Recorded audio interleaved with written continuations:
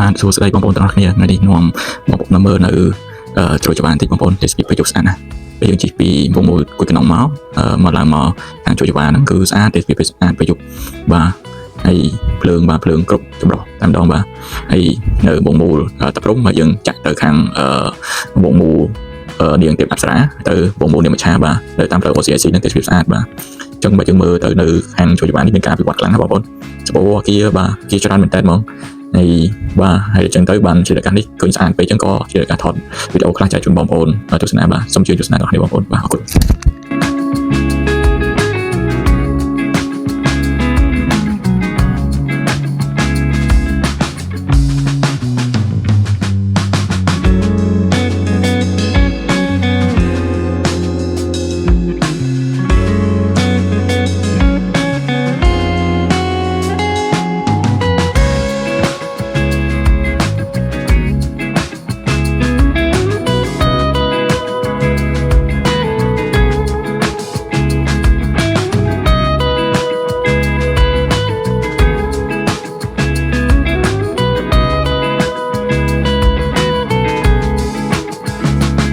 បានជាងមើលសុខខ្មែរយើងទៅមានការវត្តខ្លាំងណាស់បងប្អូនហើយសម្បូរតាអគារបាទអគារខ្ពស់ហើយផ្ទះល្វែងក៏ស្អាតដែរបាទអញ្ចឹងមានការរីកចម្រើនខ្លាំងបងប្អូនយើងនៅក្នុងពេញយើងបើយើងពិនិត្យមើលសពទៅมันខុសពីនៅប្រទេសគេទេបងប្អូនប្រទេសដែលមានការរីកចម្រើនណាអញ្ចឹងប្រទេសគេមានអីយើងមាននឹងដែរនៅទីក្រុងយើងបងប្អូន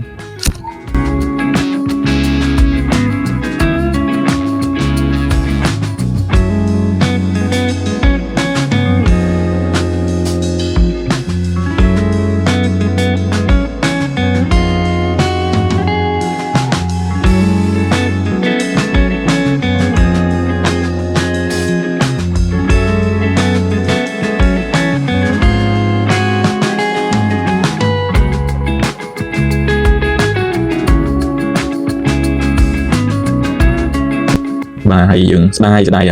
មួយរយៈនេះយើងមានបញ្ហាជាមួយនឹងខាងថៃបងប្អូន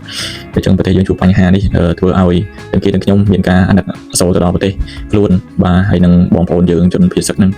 ច្រើនបាទហើយនឹងអ្នកពលីដោយសារសង្គ្រាមមួយច្រើនទៀតបងប្អូនហើយអញ្ចឹងបញ្ហាអាណិតប្រទេសយើងណាបើគិតសពទៅទាំងបងប្អូនទាំងអីជនជាតិរួមឈាមបងប្អូនអញ្ចឹងមានការអាណិតអាសូរណាហើយពេលខ្លះទៅក៏យប់ឡើងពេលខ្លះក៏ដេកមិនលក់ដែរបងប្អូនដេកមិនលក់ដល់ឃើញពីបញ្ហាហ្នឹងយើងចេះតែគិតគ្រប់សពបែបយ៉ាងបាទហើយយើងមានលទ្ធភាពអីខ្លះយើងអាចជួយបងប្អូនយើងបានជួយតាមលទ្ធភាពជាក់ស្ដែង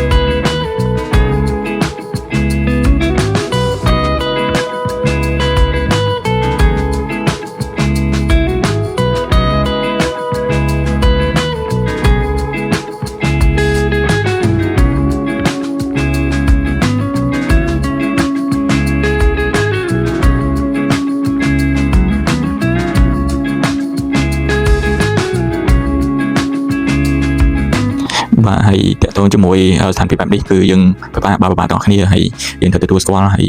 យើងខំប្រឹងទាំងអស់គ្នាហើយទោះយើងនៅក្នុងពេញនេះដែរក៏យើងត្រូវតែមានទឹកចិត្តរឹងមាំទាំងអស់គ្នាហើយស្ថានភាពបែបនេះយើងមានតែជួយគ្នាទេបងប្អូនជួយគ្នាយើងខ្មែរតែមួយហើយមិនខុសពីក្នុងគ្រួសារទេនៅក្នុងគ្រួសារហ្នឹងមានពីណាគេជួយយើងទេមានតែបងប្អូនក្នុងគ្រួសារយើងហ្នឹងហើយត្រូវតែរឹងមាំជួយការពារគ្នាណាបងប្អូនដើម្បីកុំឲ្យត្រូវគេមើលងាយបាទ